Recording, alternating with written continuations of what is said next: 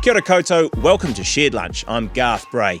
How safe are your KiwiSaver balances from political changes? It's a big topic, so I'm with Greg Smith from Generate KiwiSaver and Matt McPherson from Sharesies to talk about what's going on with KiwiSaver, what could happen, and maybe even what should happen.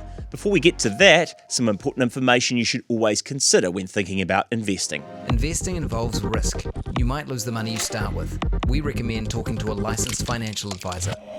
We also recommend reading product disclosure documents before deciding to invest. Everything you're about to see and hear is current at the time of recording. Greg and Matt, welcome. G'day. Look, fittingly, Generate's now on the Sharesies platform, so it's good to have both of you here, which is great. How'd that come about? We basically respond to what our customers demand, and they really wanted us to add some more funds to our KiwiSaver platform.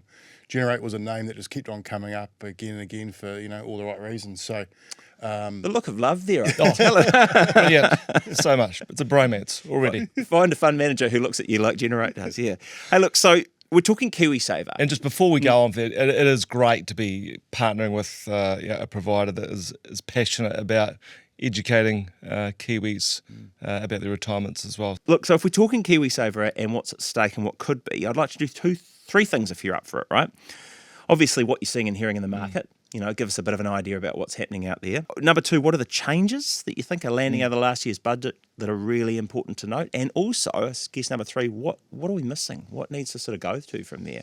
But I want to give you guys your flowers first, right? The latest Morningstar data on KiwiSaver funds came out this week, scorecard, if you like, for December quarter. Assets, I think 145 billion, rising 5 billion this quarter, a combination of market returns and across the board, the rest of it. So for Sharesies, I think very new to the board, but like 70% growth, obviously, year on year. It's pretty remarkable, isn't it, in funds under management? yeah, well, I mean, we're seeing the switching market really active in New Zealand. I think as balances get higher, people are more interested in where their KiwiSaver's invested, and so people are shopping around quite a bit more. And we have relationships with a lot of New Zealanders already for our investing platform, so they're checking us out. And for Generate, number 6 behind 2 big banks and 3 pretty established KiwiSaver providers in terms of funds under management. And I think when I checked, it was about 26% growth year on year. How'd you do that? Yeah, we're really happy with that. It's a testament to the growth and fun we've had, so our focused growth.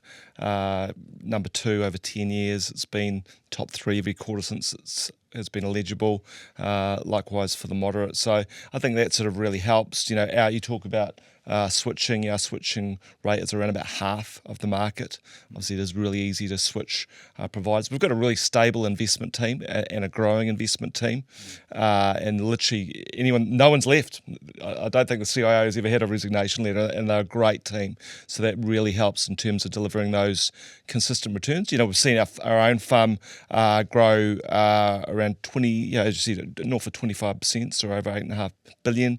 Our members have grown 15%, so around about 185,000. So we're really proud of that, obviously with the help of partnering with the likes of Sharesies as well. Sure. And balances are becoming meaningful. Our average balance is over 45,000 now, which again is quite a way north of the market average. So about 36k, I think. So that's quite a big beat. Yeah, that's right. So and we're going to obviously talk about that, but we do feel it's really important that people are educated about KiwiSaver. It's growing. We're coming up to a 20-year anniversary for KiwiSaver.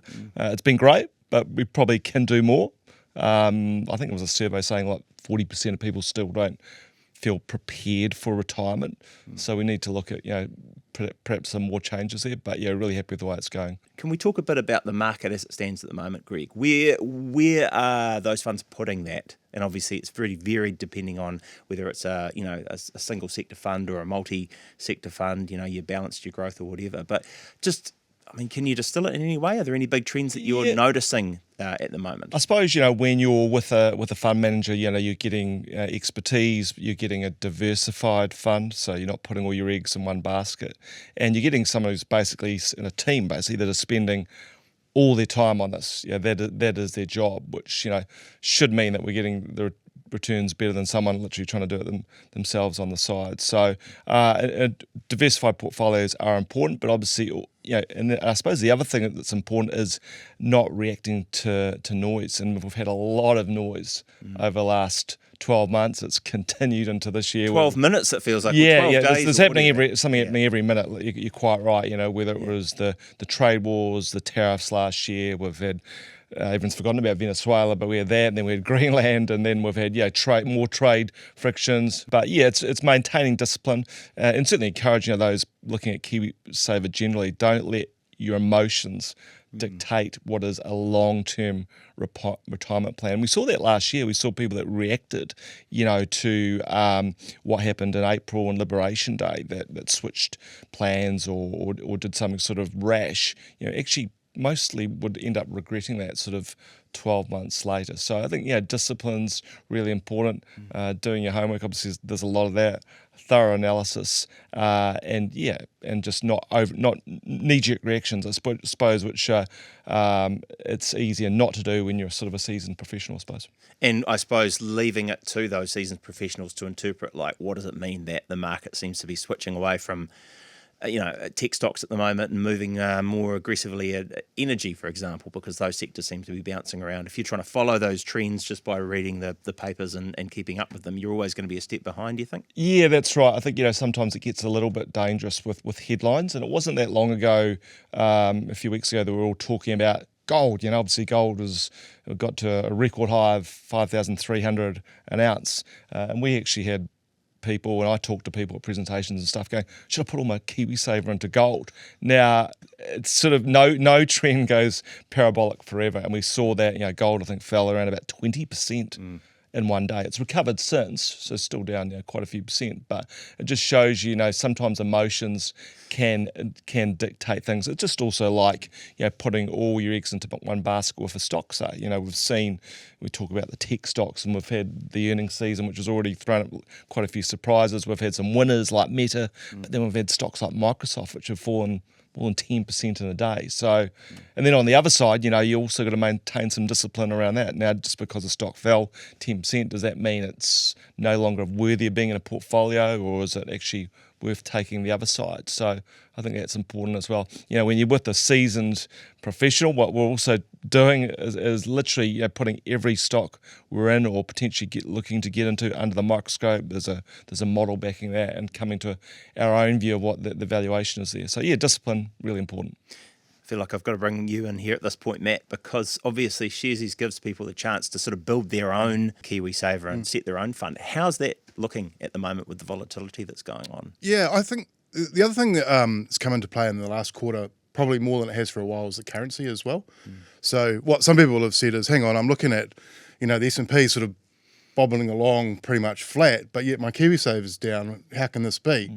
And so we're educating people around the impact of the currency, and it wasn't so much a New Zealand dollar strengthening, it was just the weakening of the US dollar. And that left some people sort of scratching their heads, wondering why, if asset prices are not down but their KiwiSaver's down, where's the money evaporated into? But back to our scheme. New Zealand was a bit unique in that it didn't have any real self-directed investing for people outside of advised portfolios with regard to KiwiSaver. So if you look overseas, it's relatively commonplace in all the advanced markets to have some element. And the way people told us that wasn't, I looked overseas and I want to have self-directed investing. They simply told us they wanted more control over where their KiwiSaver was. And in many cases, they wanted a connection to it. And that connection may have been ethical. It could have actually just been performance based. I believe in gold and I want to put 5% of my KiwiSaver into gold, for example. But what we see is around half of our customers are doing some self-directed. And that sounds like quite a large proportion. And then you go, but actually it's 15% of the overall contributions that are going into people's own picks. People told us that they wanted some control, but they certainly didn't want to, ultimate control over that. Or the responsibility. Yeah. And so we're seeing that play out, I think, quite nicely. We have this guardrail kind of thing that limits to 5%, and if valuations of companies go up, we go through a sort of progressive sort of system of ensuring they don't end up in a highly concentrated position. And I think what's interesting is people would say, oh yeah, because Rocket Lab and Palantir and all these big US companies are going to create problems. Guess what? Fonterra is the one in everyone's portfolios that has gone up by such a significant amount with the sale of the consumer brands. And some of our people who have selected Fonterra as one of their companies are now having to think about concentration risk and how we can help them manage through that. It's a good concentration risk to have at the moment with the price. I think the dairy pulse this morning was sort of up again. So yeah, but I get the fact that it's got to come down at some point too, right? Yeah. I guess if you're thinking about growth, how much of that you've seen it generate is returns and how much of it is inflows, people coming in, new business, if you like? Maybe this is trade secret material. Oh no, it's not true. It's a combination. That sounds like a fluffy answer, but it is a combination. We have seen markets go up. We've seen our members go up by 15%. Obviously, people, we've got a high contribution rate as well. It's also being you talk about being in the right fund as well. So around about 80% of our members are in growth funds, so that's not quite double, but in terms of the market average. So that's been a real benefit as well, being in the right funds and obviously enjoying that performance that has taken place over the past 12 months and beyond. And also, as I mentioned, retaining customers is important. Once you get a customer, it's important to look after them. I think that's a lesson in any business. So, talked about investment performance, but we're really proud of the fact in terms of the accolades we get for customer service, and that's something we really invest in as well. This is something else Morningstar picked up, of course, that the aggressive category average has given investors an annualised return of 9.5%, followed by growth 8.2%, balance 6.9%, moderate 5%, conservative 4%. I mean, if you are more than 10 years from retiring, why would you be in anything other than a very aggressive kind of fund? It's the most important thing to understand is your investment horizon and your tolerance for volatility. And if you do those two things, it'll probably tell you. Aggressive funds generally are 7, 8, 10 years is the timeline over which people are advised on it. So that makes sense, and I guess it just goes to show across all those managers just how important their asset allocation is, and it just comes home time and time again. Yeah, and I just in saying that as well. I mean, obviously growth has been the place to be, but on the same token, it's not a one size fits all scheme. There is choice, and I think the other great thing, what we also really encourage as well is advice. So 90% of our members sort of come through advisors. So we really sort of encourage that, and just appreciate that it's not quite one size fits all. The default, I think, if you're in a KiwiSaver scheme, you sign up, you're day one on the job or whatever, the default is into a balanced fund. Is that still sensible? Originally, people were defaulted into conservative fund, and I think that was the wrong thing.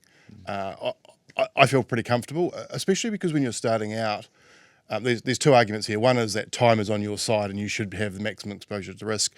The other is probably the balance is small to start with, and so a percentage of a small balance is still a small number. But I don't have a problem. Yeah. The issue of, I suppose, of defaults comes back to education, empowerment, getting advice, and because some people do just sort of sit there in default. So there's a system. It's been going for 18 years I think it is. Yeah.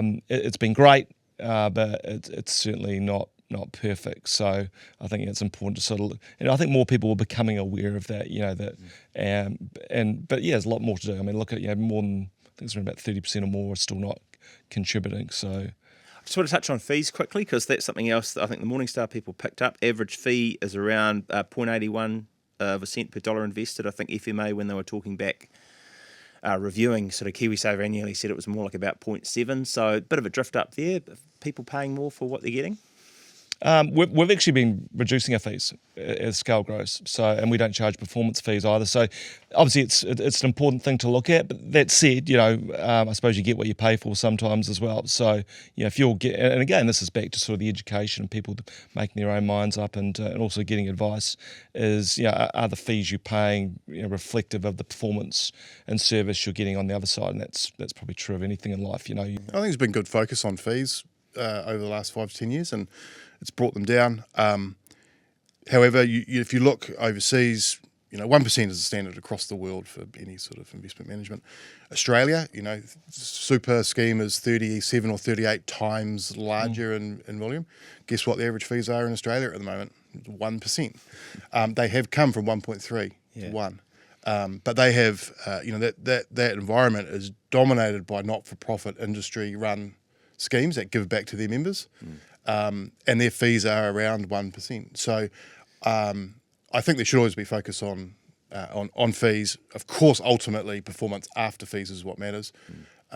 What I think liking is there's a few more options across the New Zealand market now for people to pay high fees if they believe that their investment manager is capable of outperforming the market, or to pay very low fees if they believe that just tracking the market is the best thing, and also maybe having a foot in either camp, and seeing how they go. And so I think I think there's more options, and I think that's the right place to play rather than ultimately everyone race to the bottom. Yeah. In the year that we're currently in, they've halved that sort of government contribution rate down to 25 cents to the dollar for the first sort of grand that you're putting into it, right? Mm-hmm. So people 30 July are going to be racing to try and make sure that they qualify for sort of $250 roughly, and forget about that if you're earning over 180 grand.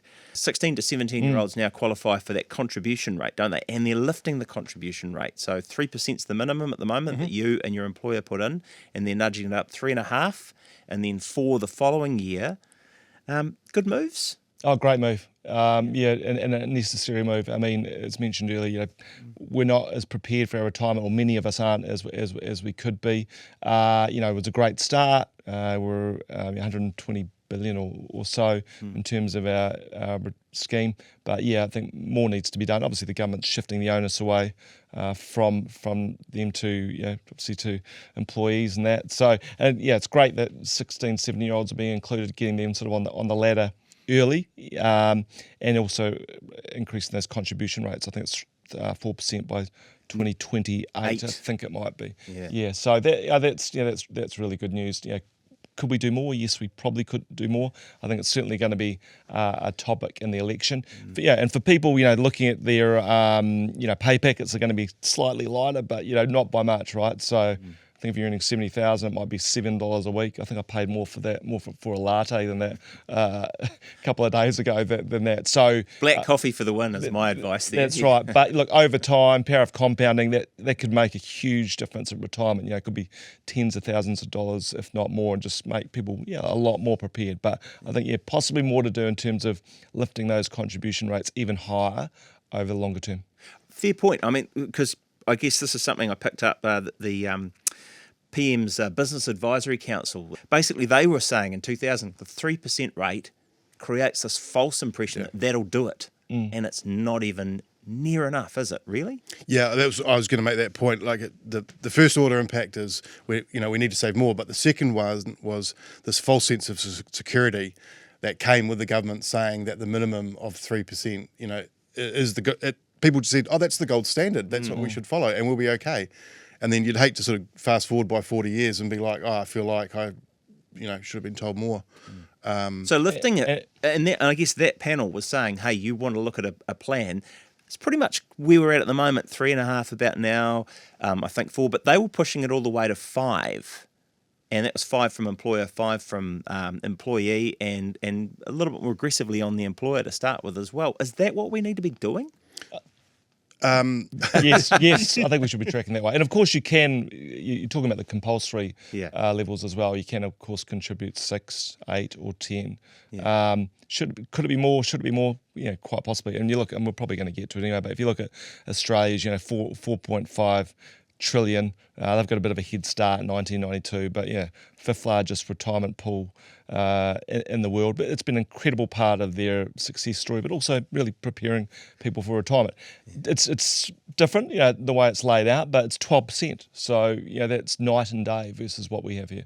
Yeah. There's a risk, as we're slightly concerned about that, as contributions go up, you actually entrench some inequality because.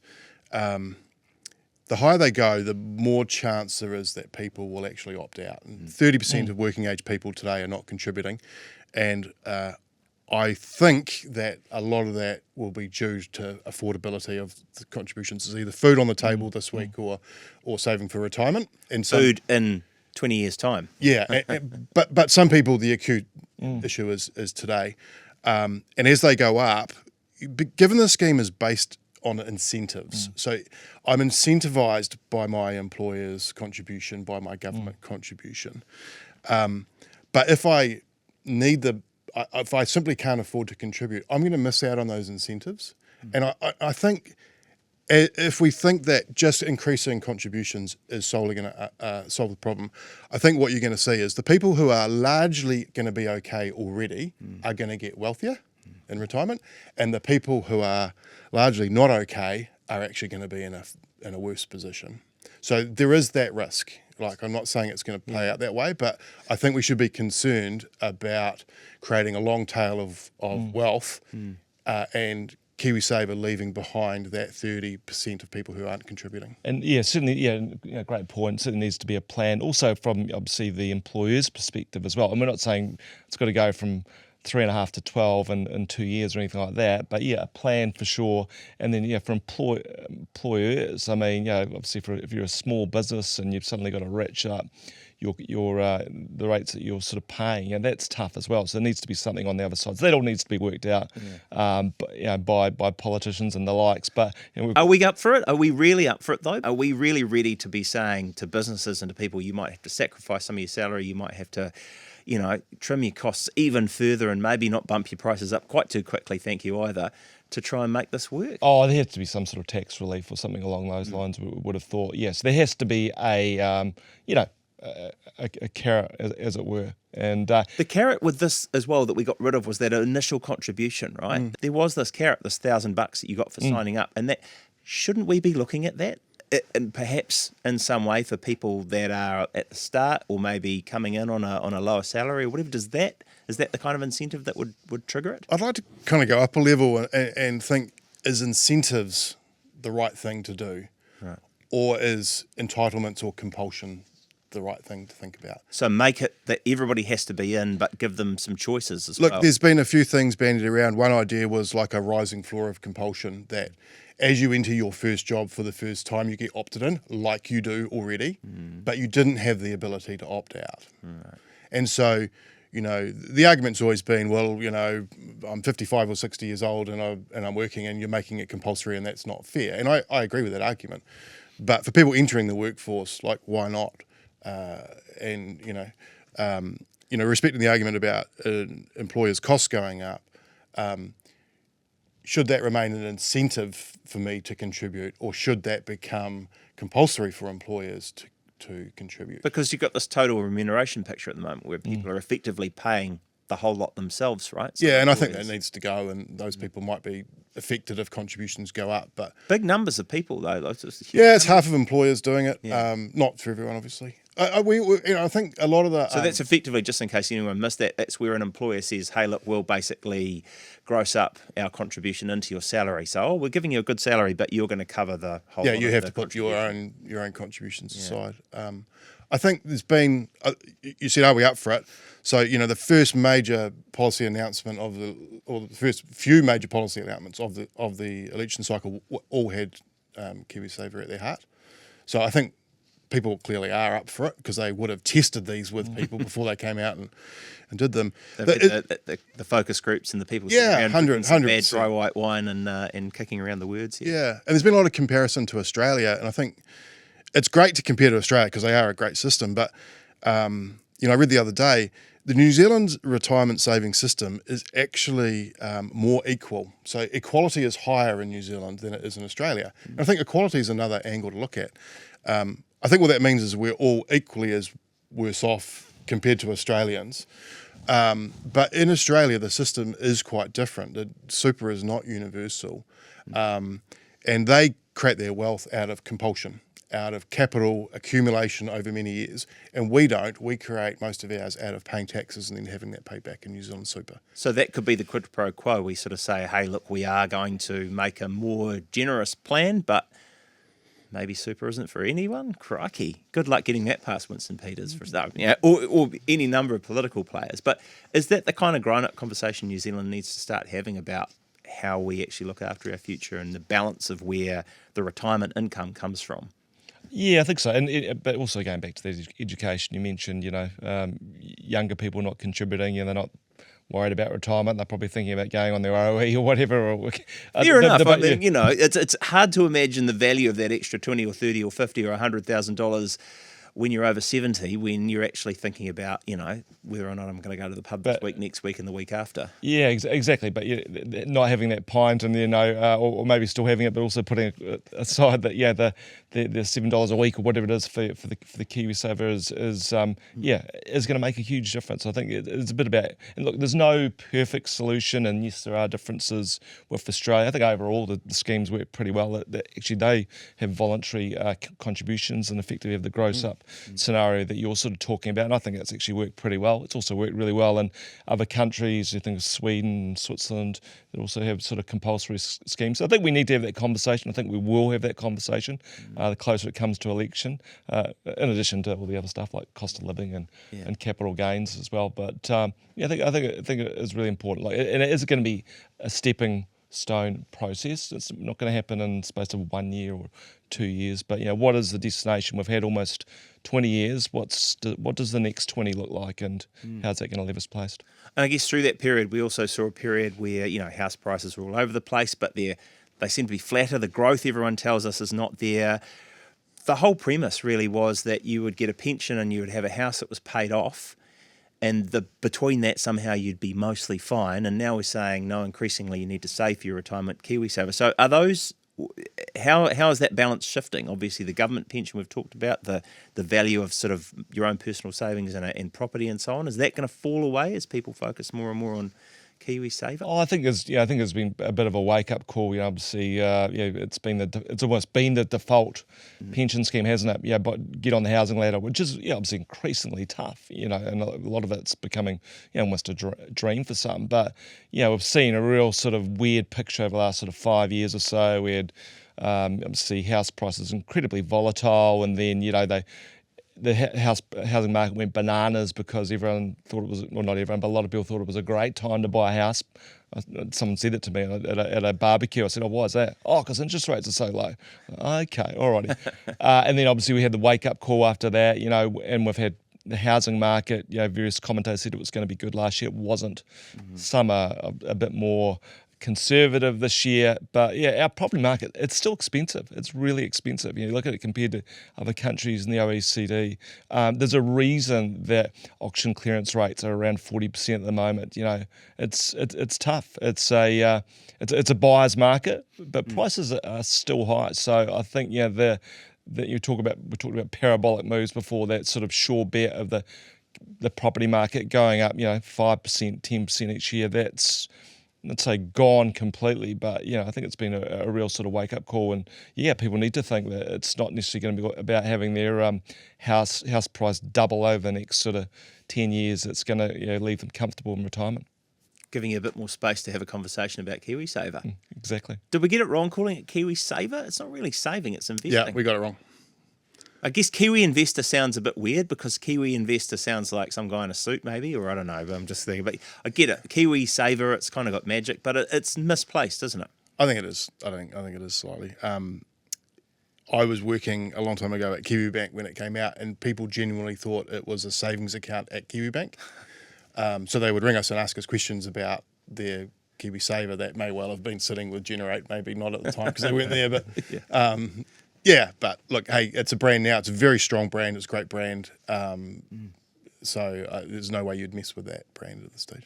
We were talking before about how KiwiSaver funds, they're equivalent in Australia. They're not for profits. It's pretty established. Here things are moving around, changing a lot. Are we like an opportunity for offshore, for people to come in here? Oh, I'd like to own a piece of that fund, take up a piece of that fund. Are things going to change up there? What we have seen in Australia, the trend for the last few years has been about consolidation, and mainly through mergers or acquisitions. And so we've ended up with something like 40 super funds in Aussie consolidating or closing down over the last 5 years, and I think only 1 or 2 market entrants. So economies of scale, large not-for-profits, the industry funds do dominate. It's not a matter of just coming into the New Zealand market and setting up a scheme. Someone who set up a scheme in the last 3 or 4 years, quite rightly, there are some very high bars that need to be cleared. Also, we have our unique pie tax structure, and so a lot of technology doesn't just plug and play that nicely in New Zealand when it comes to the accounting that the scheme needs to do. So you've got a wee bit of a moat around you, both of you. Yeah, I think there's plenty of guardrails. So I just sort of wonder how that would change things and whether those dynamics would shift. Fee structures. It's probably getting a bit speculative for this kind of thing. I think what we are, people were trying to help. I think what we are seeing is we're seeing a lot more of the investment management actually being, or parts of it from different funds being outsourced. The capability to some of those offshore companies who have technology or strategies that have been very successful. And so not so much about the foreign companies coming in and running schemes here, but more about them providing service to the New Zealand schemes to get better outcomes for members. So that's a way that KiwiSaver's kind of responding. I'm just sort of wondering other ways that it's responding to, the growing pains of hitting 18. What else do you think needs to happen?